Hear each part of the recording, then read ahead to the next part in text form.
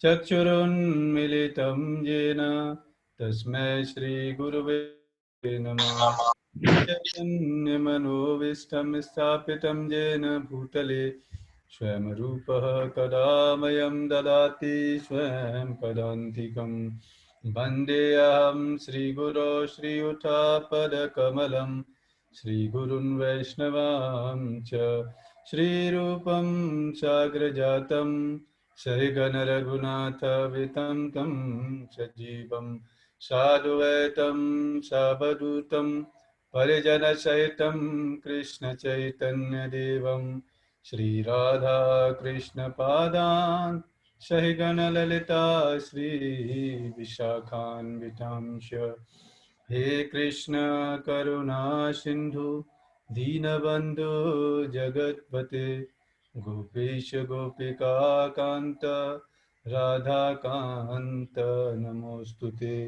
तप्त कांचन गौरांगी राधे वृंदावनेश्वरी वृषभानुसुते देवी प्रणमामि हरिप्रिये। वाञ्छाकल्पतरुभ्यश्च कृपा सिन्धुभ्येव च पतितानां पावनेभ्यो वैष्णवेभ्यो नमो नमः। जय श्री कृष्ण चैतन्य प्रभु नित्यानंद श्री अद्वैत गदाधर श्रीवासादि गौरभक्तवृंद। हरे कृष्णा कृष्ण कृष्ण हरे हरे, हरे राम राम राम हरे हरे। हरे कृष्णा। तो आज का सेशन हम प्रारंभ करते हैं। आज भगवत गीता के फर्स्ट चैप्टर के 23rd श्लोक से हम प्रारंभ करेंगे। वो वाला श्लोक पढ़ेंगे और इसके बारे में डिस्कस करेंगे। Birds of same feather flock together. और कलयुग में ऐसा होता है, पहले के जमाने में स्टूडेंट लोग टीचर का इंतजार करते थे कि कब आएंगे टीचर पढ़ा। लेकिन कलयुग में क्या होता है, टीचर को इंतजार करना पड़ता है स्टूडेंट्स का कि कब आएंगे। तो कलयुग में सब उल्टा चलता है। तो चलो जो भी है, श्लोक हम पढ़ते हैं। हरे कृष्णा। यो तस्यामानवेच्छेहं य एते यत्र समागतः धातराष्ट्रस्य दुर्बद्धे प्रियर्चिकी युद्धे प्रियचिकीर्षवः। मुझे उन लोगों, ये अर्जुन श्लोक बोल रहे हैं। अर्जुन क्या बोल रहे हैं, जब कृष्ण को बोलते हैं कि मेरा रथ दोनों सेनाओं के बीच में ले चलो, तो और क्या बोलते हैं आगे, मुझे उन दोनों को देखने दीजिए जो यहाँ पर धृतराष्ट्र के दुर्बुद्धि पुत्र दुर्योधन को प्रसन्न करने की इच्छा से लड़ने के लिए आए हुए हैं। तो अर्जुन देव जानना चाहते हैं कि दुर्योधन की तरफ से कौन कौन लड़ने आए हैं। तो उसी पर आज की हमारी थीम है कि दुर्योधन का साथ कौन कौन देगा। आप खुद ही पता लगा लेंगे, है कि नहीं। जैसा मेंटलिटी दुर्योधन का होगा वैसे वैसे लोग दुर्योधन का उसका साथ देंगे। तो इसीलिए हमने आज थीम का नाम रखा है birds of a feather flock together. मतलब ये है कि एक ही प्रवृत्ति के लोग एक ग्रुप में रह सकते हैं, भिन्न भिन्न प्रवृत्ति के लोग एक ग्रुप में या एक टीम में नहीं रह सकते, भाग जाएंगे इधर उधर।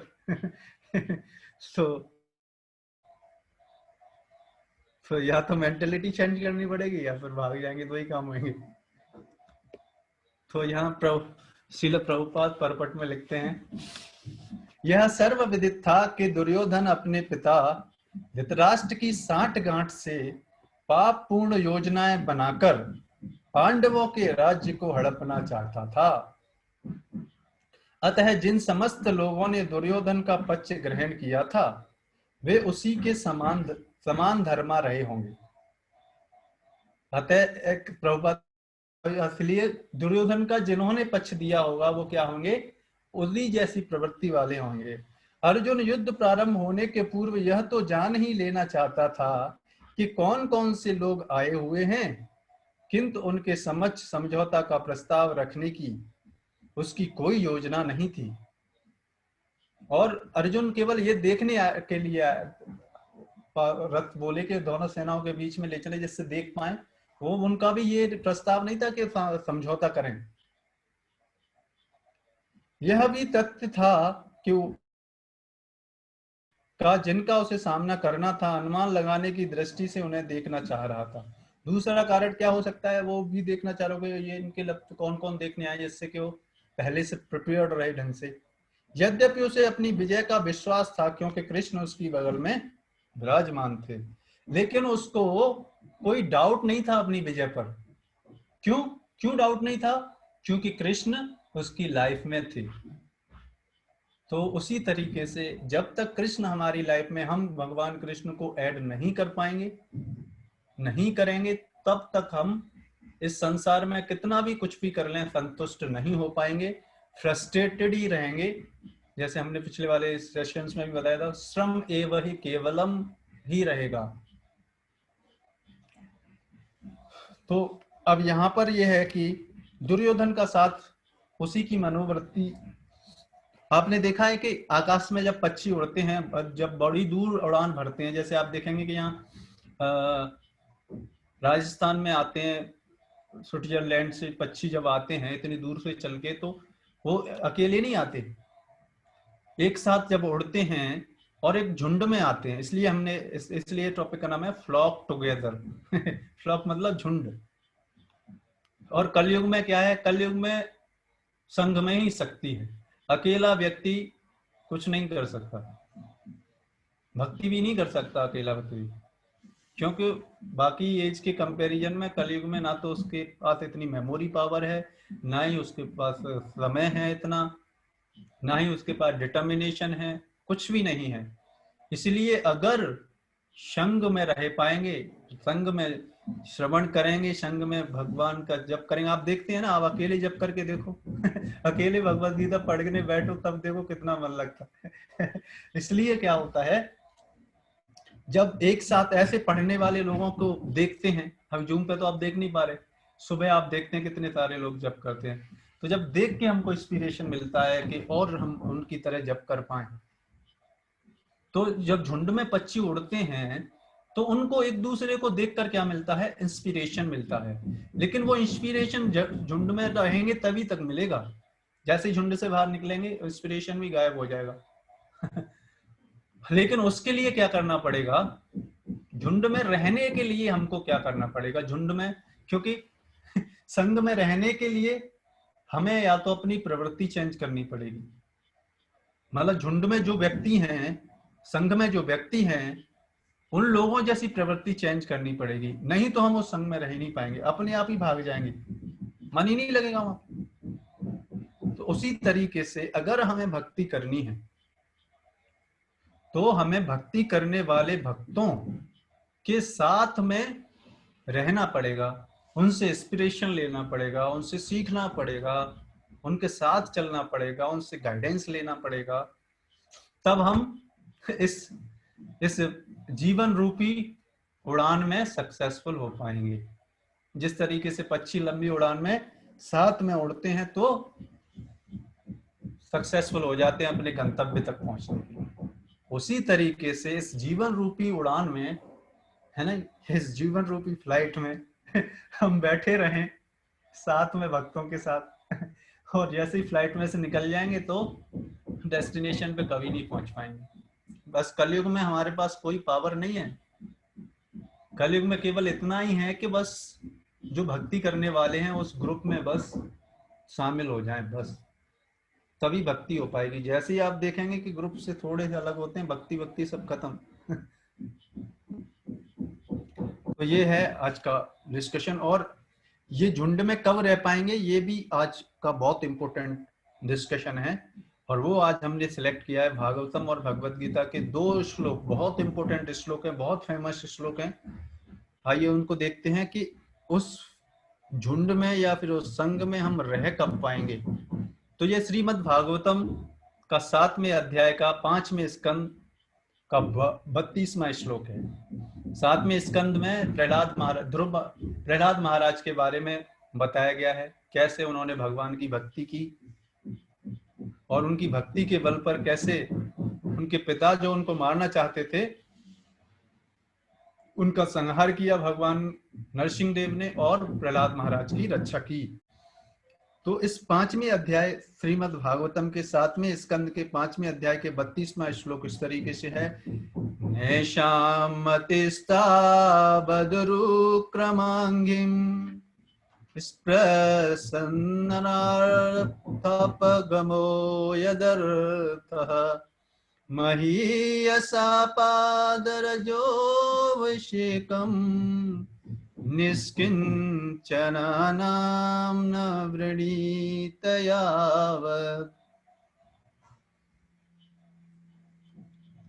इस श्लोक का ट्रांसलेशन इस प्रकार से है, जब तक भौतिकवादी जीवन के प्रति झुकाव रखने वाले लोग ऐसे वैष्णवों के चरण कमलों की धूली अपने शरीर में नहीं लगाते। अब इस श्लोक का अर्थ समझिएगा, क्या इंपॉर्टेंट है।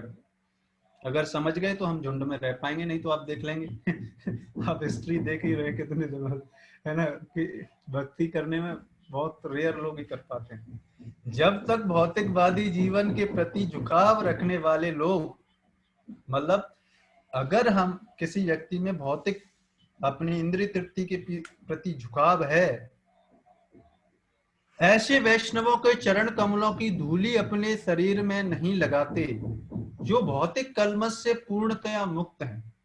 मतलब जिन्होंने अपने जीवन को भगवान की सेवा के लिए निमित्त कर रखा है, उनका सारा जीवन भगवान की सेवा के लिए है। ऐसे वैष्णवों के चरण कमलों की धूली, चरण कमलों की धूली का मतलब है कि उनके बताए गए मार्गानुसार वो जैसा बता रहे हैं वैसा करना, तब तक वे भगवान के चरण कमलों के प्रति आसक्त नहीं हो सकते। जिनका यशोगान उनके अपने असामान्य कार्यकलापों के लिए किया जाता है।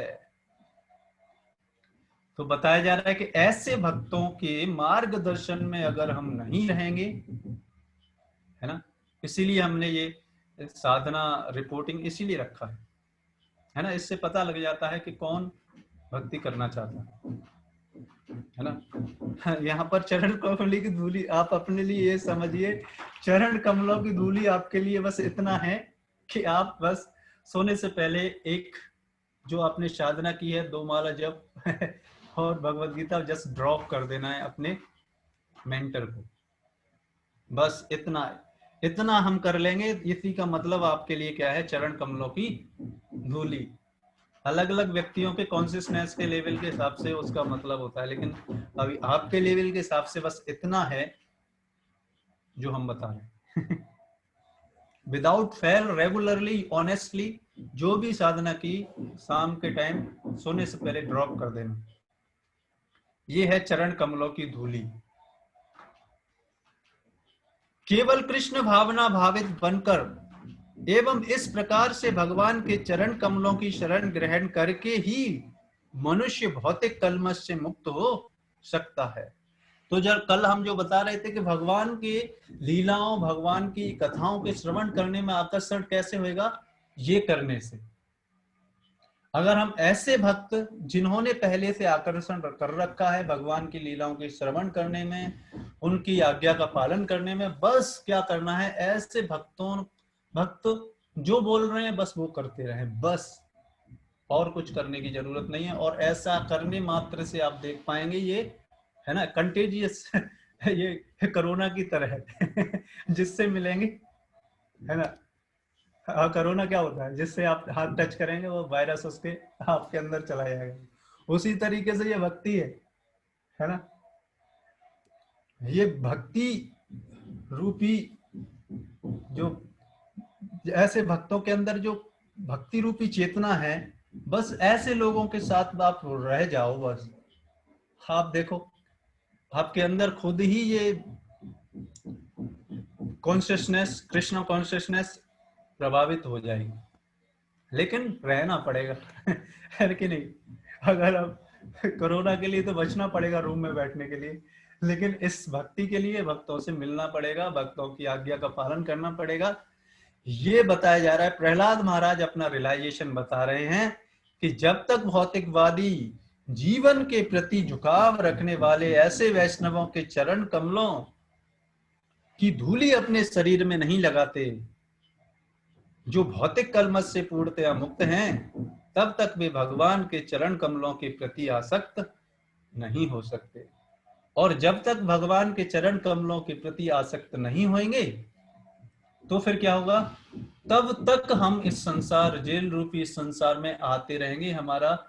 हमें हर बार मृत्यु होगी, हर बार जन्म लेना पड़ेगा, कोई ना कोई शरीर 84 लाख ऑफ स्पीसीज में से कोई ना कोई हमारे कर्मों के अनुसार हमको शरीर मिलता रहेगा। और इस जेल रूपी चैम्बर में, एक चैम्बर से दूसरे चैम्बर में बस डब्बा बदलते रहेंगे, कमरा बदलते रहेंगे, और भगवान के धाम, जो कि जिस लिए हमको ये मनुष्य जीवन मिला है, वो कभी अचीव नहीं कर पाएंगे अगर ये आज के श्लोक में बताया जा रहा है ऐसा नहीं करेंगे तो।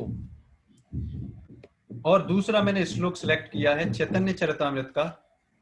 ये चैतन्य चरितामृत, मैं बता रहा था आपको, चैतन्य चरितामृत 3 खंड है, आदि लीला, मध्य लीला और अंत्य लीला।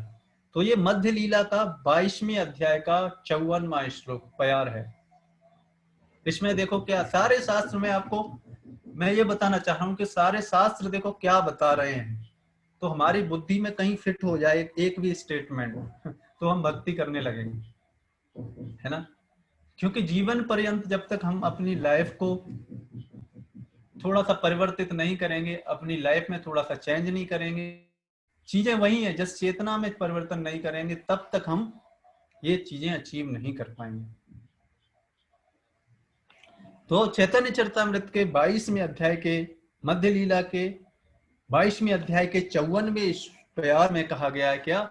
साधु संग सर्वशास्त्र कय, लव मात्र साधु संग सर्व सिद्धि हय। क्या बता रहे हैं? सारे शास्त्रों का निर्णय है। अब सोचो, बट समस्या ये है कि हम शास्त्रों के निर्णय को मानते ही नहीं, हम तो अपने निर्णय को मानते हैं है ना? इसलिए हमको ये पूरा जो एक सेशन सीरीज ही लेनी पड़ी, ह्यूमन अंडरस्टैंडिंग सिस्टम, ये समझाने के लिए कि शास्त्रों में जो लिखा हुआ है वो इतने बड़े बड़े विद्वान भगवान के भक्तों ने लिखा हुआ है, उनका रियलाइजेशन है ये, तो उसको समझ जाएं उनकी बातों को, है ना? नहीं तो फिर क्या होगा, हम अपने अनुसार चलेंगे या फिर दूसरे लोग जो भ्रमित करना चाहते हैं उनके हिसाब से चलेंगे, तो नुकसान किसका है? नुकसान उसका नुकसान है भाई। तो सारे शास्त्रों का निर्णय है कि शुद्ध भक्त के साथ क्षण भर की संगति से ही मनुष्य सारी सफलता प्राप्त कर सकता है ना? लव मात्र साधु संग सर्व सिद्धि है। तो संघ का संघ के बारे में हमने एक पूरा सेशन ही लिया था। तो संघ का मतलब ये नहीं कि आज हम सेशन अटेंड कर रहे हैं और सेशन के बाद एक कान में गया दूसरे कान से निकल गया नहीं, संघ ये नहीं होता। संघ का मतलब है कि जो हम सुन रहे हैं, जो टीचिंग्स को समझ रहे हैं, अगर नहीं समझ में आ रहा तो प्रश्न करें, समझें उसको, और अगर समझ में आ जाता है तो उसको अपने जीवन में उतारें, उससे प्रभावित होकर अपने जीवन में उतारने का प्रयास करें। इसको बोलते हैं संग लेना। तो ऐसा संग अगर ऐसे शुद्ध भक्त, ऐसे भक्त जिनका जीवन ही भगवान की सेवा के लिए निमित्त है, ऐसे भक्तों का संग करें और का एक क्षण, एक लव मतलब 1 सेकंड का 16वां हिस्सा, ऐसा फ्रैक्शन अगर मिल जाए, कहने का मतलब उनकी बातों का उनकी बात हमको प्रभावित कर जाए, है ना? तो क्या होगा, ये हमारे जीवन की सफलता हमको प्राप्त हो जाएगी, जो कि पिछले श्लोक में बताया गया था कि भगवान की लीलाओं में, भगवान की सेवा करने में हमारा आकर्षण उत्पन्न हो जाएगा। जिस तरीके से अभी इस संसार के प्रति हमारा आकर्षण बदल के क्या हो जाएगा, भगवान कृष्ण के प्रति हो जाएगा, और उसी से हमें क्या मिलेगी, सफलता मिलेगी। तो ये आज का सेशन था, ये आज के श्लोक मेरे को लगा कि ये बहुत इंपॉर्टेंट है। तो तब हम same bird of a feather flock together, तब हम क्या कर पाएंगे, तब हम इन भक्तों के साथ में रह पाएंगे और इस जीवन के लक्ष्य को हासिल कर पाएंगे। इसी के साथ हम इस सेशन को यहाँ पे विराम करते हैं। और भी जानना चाहते हैं तो हमारा ग्रुप है जर्नी ऑफ सेल्फ डिस्कवरी, उस पर आप ज्वाइन कर सकते हैं और भी इस तरीके के सेशंस में आने के लिए, फिर और पर्सनल गाइडेंस के लिए, उसमें और ज़्यादा आप समझ सकते हैं इन सारी चीज़ों से, है ना। तो इस तरीके से हम इसको, आज के सेशन को हम यहीं पे विराम देते हैं।